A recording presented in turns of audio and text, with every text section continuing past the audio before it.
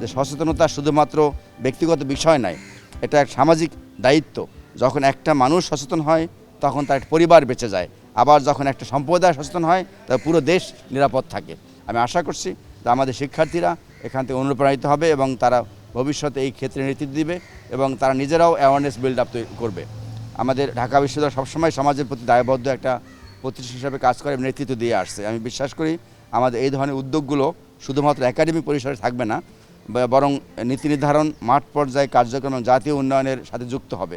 আমাদের সম্মিলিত লক্ষ্য হওয়া উচিত একটা সুন্দর সমাজ গড়ে তোলা, যেখানে কোনো মানুষ তথ্যের অভাবে বা প্রস্তুতির ঘাটতির কারণে প্রাণ না হারায়। আগাম সতর্কতা, কার্যকর যোগাযোগ এবং সবার অংশগ্রহণ নিশ্চিত করতে পারলেই আমরা এই লক্ষ্য অর্জন করতে পারব।